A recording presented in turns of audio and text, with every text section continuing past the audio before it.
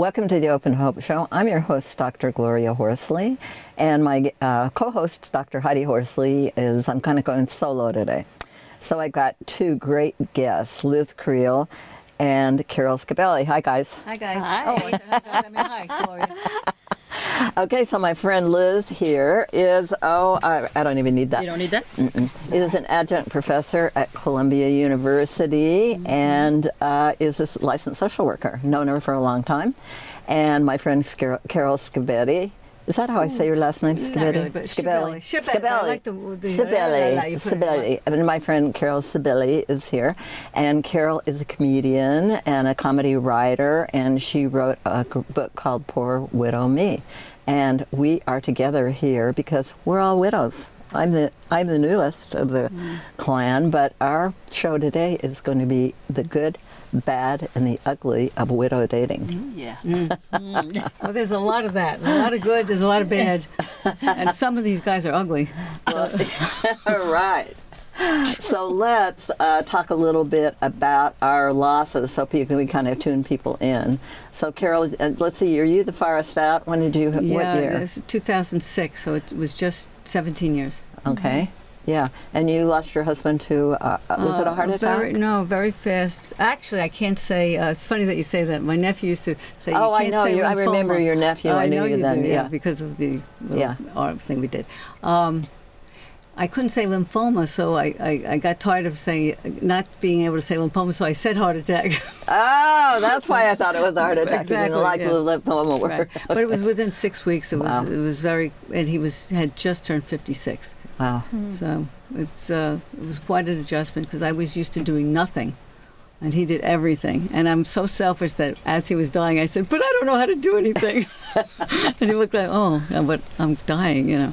Anyway, after about 2.5 years, I always knew I was going to date, but I'm a little bit different than a lot of other women, I think, in the sense that we were high school sweethearts. We got married when I was 22. I never dated anyone else, really. Certainly never slept with anyone else.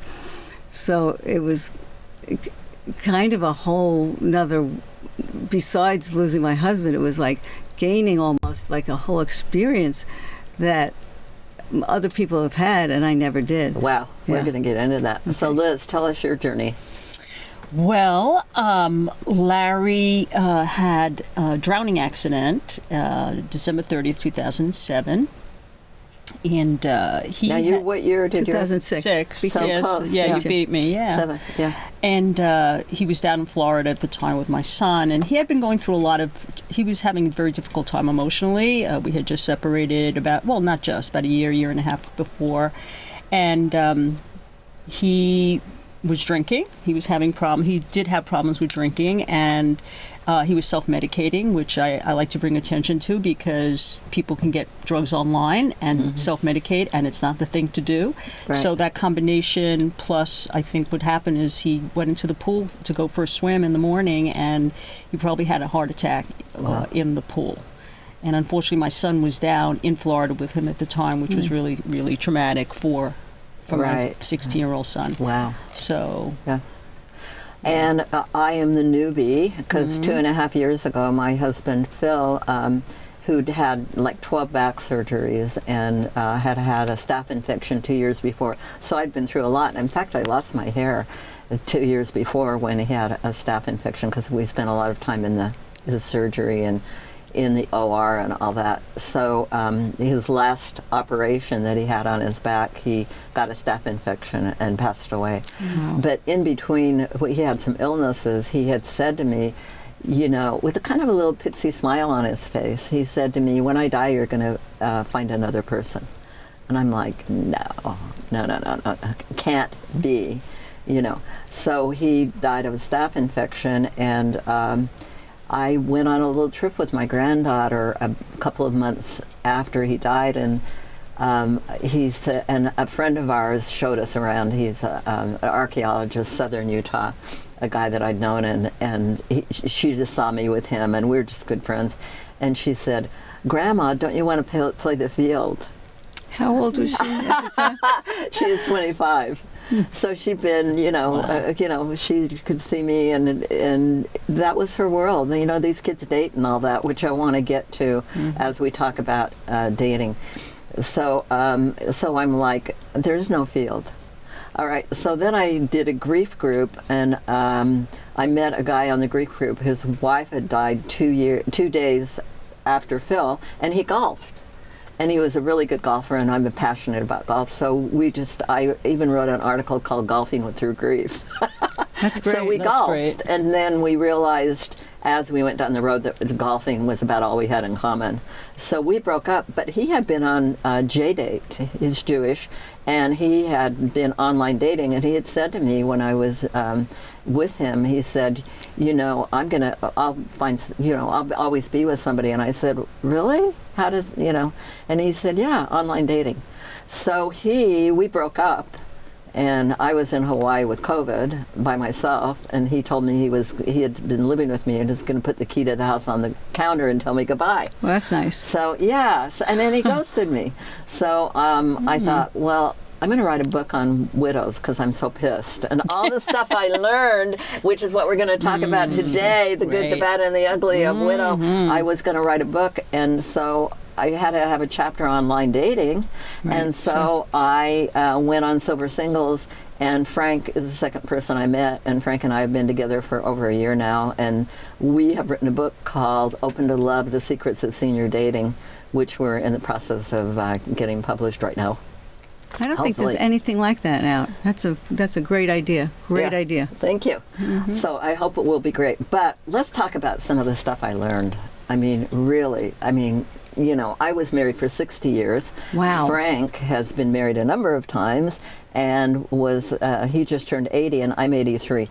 And I'll be 84 July 4th. And I want you to know that. I want to tell everybody that because the Surgeon General just came out with a big study on loneliness. Did you see that, Liz? I did, in the Times, I think. Yeah, Yep. it was in the Times. And you don't need to be lonely. No. You can get out there if you're interested. Not everyone's interested in finding a partner. But if you're interested, there's hope out there, There's online dating, and you met your partner online, right? I sure did. And you did too. I did also. And you've been with Match.com. Mickey for how many years? Oh, about 8 or 9 years, yeah. Yeah. But we have a different arrangement. It works very well for us because he he likes golfing too. If we break up, you're with Hey, Frank. Mickey. You're with Frank. I forgot. Well, we you can never- golf as friends. Oh, okay, that's good. So he loves golf. So he's in Florida. He lives in Florida, and he comes up. He's come in May to like September, and then for the holidays.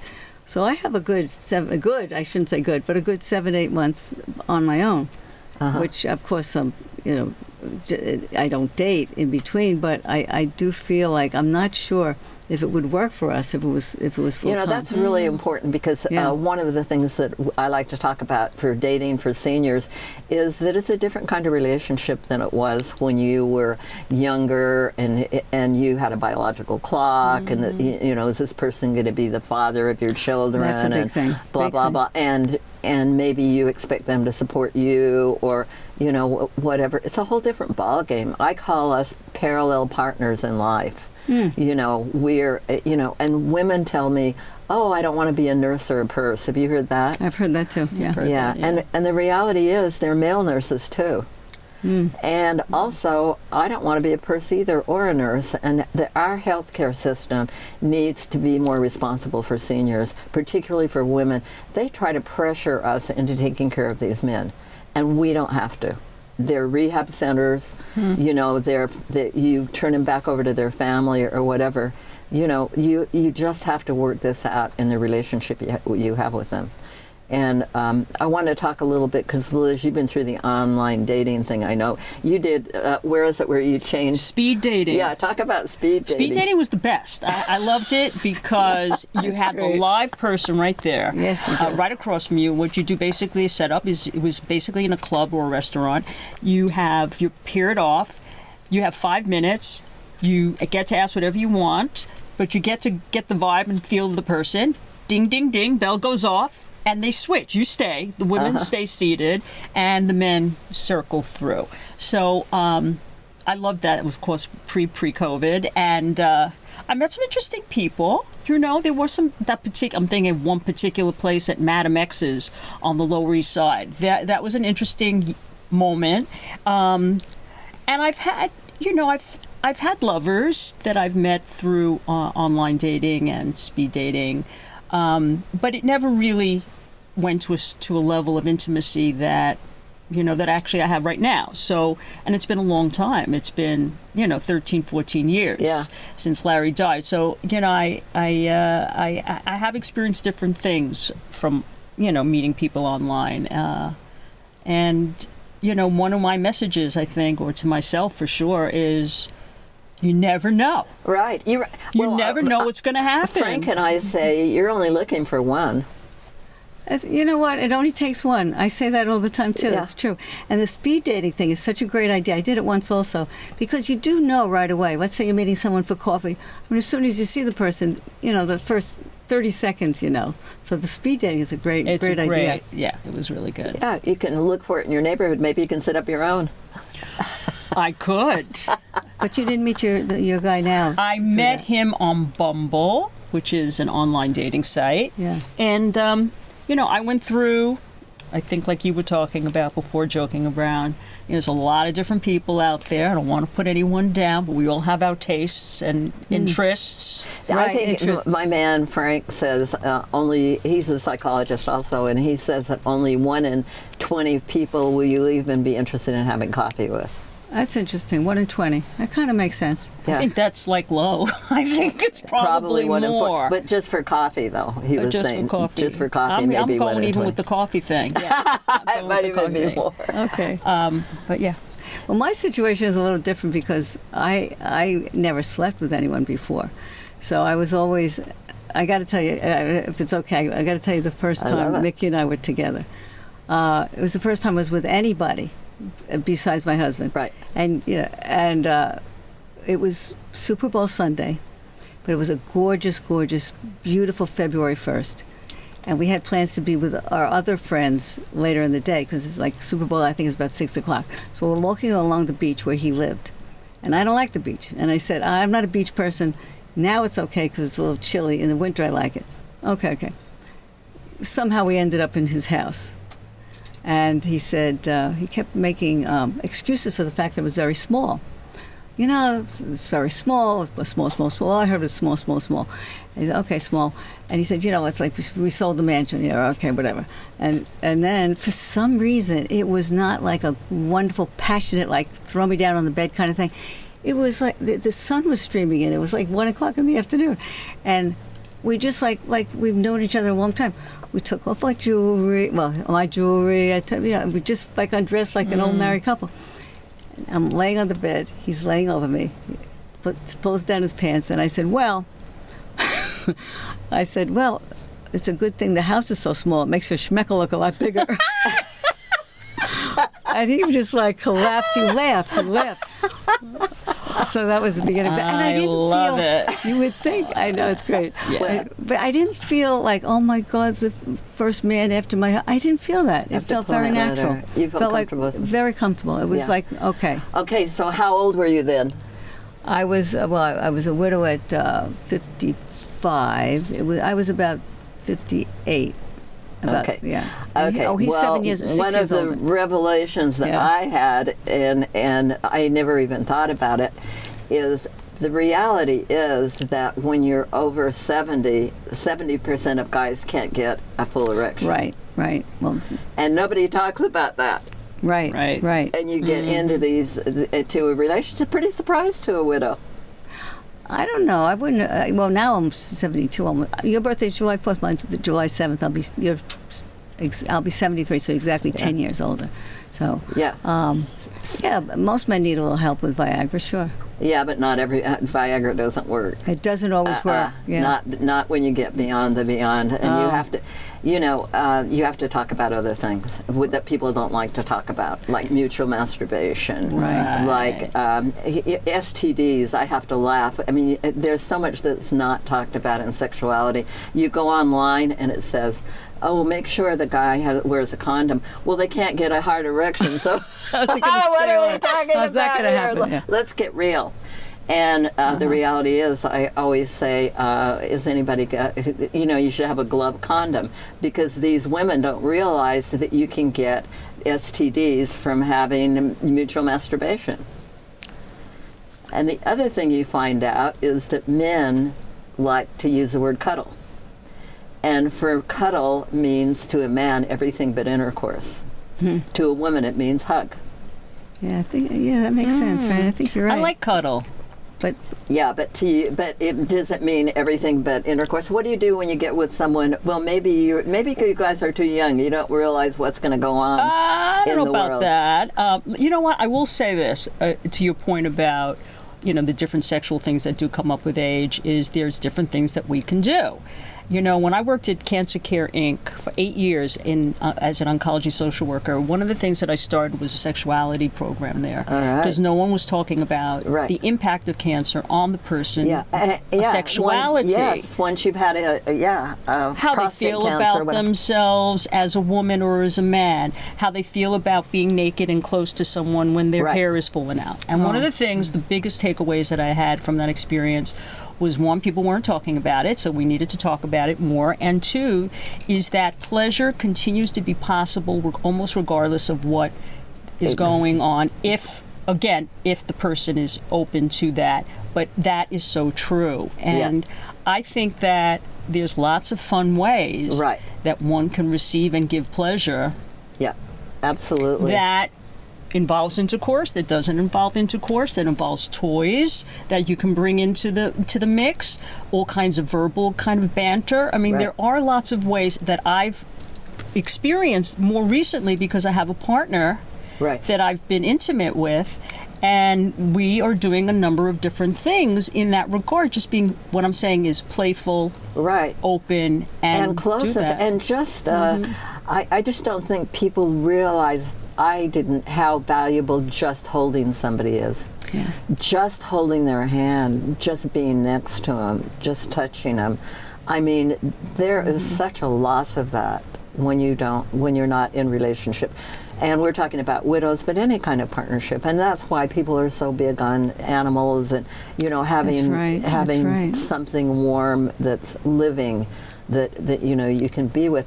But not everyone wants to date, of course, but I want to tell people, if you are a senior and you do want to date, there are possibilities. Now, I find for the seniors, they have all these fears and concerns about being scammed. That's true too. Yeah, that's true. On the internet. And the reality is that women have always been scammed. They've always wanted to sell them tires and, widows and roofs and new roofs and all. So it's nothing new. The internet's just another way to be scammed. But you got to be a good consumer. This might sound a little odd, but for me, a very positive thing is, if I'm not going to mention any names, but if a man has had his prostate removed, he cannot ejaculate. Right. But he does have an orgasm. Right. So when you say, "Come on my face," like, okay. Fine. Yeah, it works out great. Yeah. Well, some women like that, but I never did. So there you go. So we've got our fears and concerns, and I want to tell people that one of the things that I really think it's important if you're a senior is to get a dating buddy. Is somebody that you can talk to, particularly early on, and talk to them about the fact that you're thinking about dating. If you have trouble with, you want to go online and you're not that computer savvy or internet, have one of your grandkids or a nephew or niece. Don't have your adult kids. I will tell you, your adult kids have nothing in it for them to have you date. Right, but your granddaughter did. I thought that was so impressive, that a 25-year-old girl, who you're her grandmother, and she saw you as a sexual being. Yes, I think that's incredible. Yeah. Absolutely incredible. That's because she's Gloria. There you go. And that's the truth. You want to play you're the out deal. there, right? I mean, you're right out there, and I listened to some of your other shows you've done on this, and it's really impressive, and it moved me to think about how you have to push back when your family, doesn't want you dating necessarily, doesn't necessarily want to warm up. I have 2 boys. 30 and 31, they're not babies, and they, really, the idea, because their father died, they haven't had that situation. right, in a long time. This is the first time in a long time that this is. They don't want somebody else coming in. Right. You They know, don't they're wanna still come in. suffering from their. But you know, and it could take them 4 years. I mean, I broke all the rules that I told everybody. I was a therapist for years, and I said, don't do anything for a year. Don't sell anything. Don't make any decisions. I sold the house. I moved my investments. I got a boyfriend at 5 months. And part of what helped me was the people who I'd had on my show. Because I'd had people on my show who had broken all the rules. You know, And they were happy. and they were happy. So there you go. And they were into relationships. So Yeah. So let's talk. I want to respond to that piece about breaking the rules, because I think that one of the things I think about in terms of dating is we do bring our baggage with us, our old habits, our Sure. old patterns, Yeah. our old triggers, all of that doesn't just fade away after you're not with that former person. And I really had to look at myself and like have some and really support myself being out as who I am, including the insecurities, including my vulnerabilities, and try to figure out how to navigate that with a man. right. I didn't, sometimes I was feeling, insecure and wasn't pretty enough, I wasn't smart enough. But I realized that there's a lot of different people out there, and what was most important is that I stay true to myself, be cool. Yes. And practice. Right. That's the other thing about dating I love want to that. say. Practice. Practice. Being the best practice you. dating, you mean? Well, like practice being the best you. If you're going to Okay. date, it better be fun. If it I ain't love fun, it. Yeah. line. And you That's gotta what get are you doing? You got to get a kick out of the pictures online. That's why you want to get yourself a dating buddy like Liz, or find somebody who's interested in fun and is not going to say, "Oh, well, you might get scammed," or Right. No negative stuff like that. You want to be nothing. positive. You want Exactly. somebody who's going to be totally upbeat about your experience. And you know what I love about going online? Your amygdala in the brain is your sex area. And when you pay that money, it says, I'm dating. So when you go into a bar, Right. you're scoping. Yes. You're dating. Your mind says you might get out of your sweatsuit. Who knows what you might That's do. right. And you might tell your neighbors, and they might line you up. Not That's everybody true. finds the person online. Sometimes when they get themselves out there and put the message out, they find them other places. It's interesting. My husband didn't always wear his wedding ring, but then as a single person, that's the first thing I would look for. Whether no ring didn't mean he wasn't married, but a ring did mean he was married. And I realized if I knew how many times a single woman like myself at that point, I would have made my husband wear a ring. Right. Really, it's a big. That's the Because signal. you were checking it out. Yes, Yeah. and Yeah, so yeah, many yeah. people and Yeah, women are. because you just naturally, go in and check it out. And the other thing, you're talking about tips in a way, what to look for. And I think also what happens is, regardless of the age, you go online, you start to get a sense of how they advertise themselves. Yes. And you get, based on your own interests and likes, you get a feeling for who like anyone with sunglasses, forget about it. Right, What forget is- about it. Did you actually say that Your like that? profile picture has sunglasses. right. You want It's to an give me, and asshole how right there. symbolic is that? How about your pictures upside down or no picture? Oh, yeah. No. Well, that's never no one. picture. Then you'll hear all kinds of stories. Like little stories like, well, yeah, I went out, negative about dating. Oh, that's I know. Yeah. Oh, we I'm not love even touching that person. Yeah, I'm not people- going yeah. in there. Well, Yeah. they lead with their looks. They say I'm a great-looking guy or something. Oh, yeah, that, but by the way, I want to Yes. say, and I don't know what you Yeah. guys think. People don't realize you can stay on the app. You don't have to give them your real name. Right. And also meet them as soon as possible if you think that it's somebody of interest. I totally agree. Meet them for coffee for Right. 5 minutes and leave. And Frank, my partner, says, tell them that right away if it's not going to work out. Just Right, say, that makes sense. you're a nice guy. I wish you a lot of luck, but it doesn't look like it, And that's it's from gonna a work man's out. point of view. He wants to be told. Yeah. Right. I Yeah. was out with someone for lunch, and I don't see that well, so I had the print on my text, pretty big. He went around. We went to the men's room, and I text my friend, "Nice guy, but not for me." So good thing I didn't say anything negative. It's fine to say that. I might have said that to him. Yeah, right. But he goes around me to come back, and he says, "Nice guy, but not for you." He read it as he was going back to his seat. He paid for lunch anyway, though. He was a nice guy. My daughter Heather was a big online dater before she met the guy she's with, now, and she decided she was going to do 30 dates in 30 days. Oh, that's She great. made a challenge. That's great. But she met him in between. But she used to have her friend call her, and if she answered the phone, she would just say to the guy, I've got a family emergency. Right. But I like the idea of being straight up and just saying, you know what, you're a nice guy. I wish you a lot of luck, and I hope it works out. And for you. usually they feel that too. They feel it's not working. It's not like they're crazy about you and you're not so hot on them. It's mutual. So I hope people who are interested in a relationship, and not everyone is, as I said, but don't let your kids scare you off. They've got their inheritance, and also their parent died. There's nothing in it for them. So don't listen to that generation. Go to the younger or some of your friends who are dating. Get yourself a dating buddy and get out there and sign up and try it. What have you got to lose? Right, it's true. You're only looking for the one, and it can be fun. Right. It was fun. I enjoyed it. Yeah. I enjoyed dating. My son, it's funny when you say you two boys. I have a daughter and a son. My daughter was all for it. As a woman, I guess. My son was 25 at the time, and my daughter was 29. My son it was a long time before he was accepting. Well, show us your book. Poor Widow Me. Poor Widow Me. You can get, where do great. they find it, Carol? On Amazon, like everything. It's selling a lot of years later because people are still dying. There are going to be more and more people out there looking for new dating and divorce. And Liz, how about when you are you doing any private practice? Or? I am. I've been doing it for over a year and a half now. I love it. And how do we find you?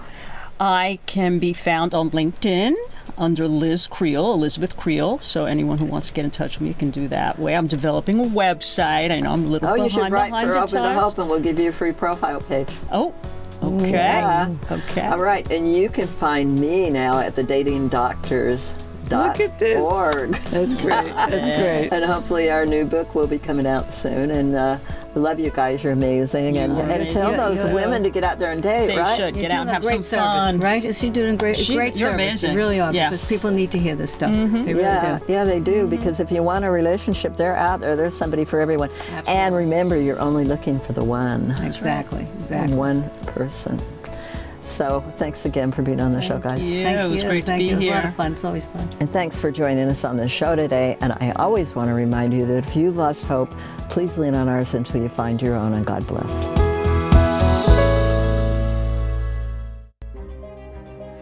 I've learned that it helped me to help others, to know I'm not the only one, put one foot in front of the other, find a life.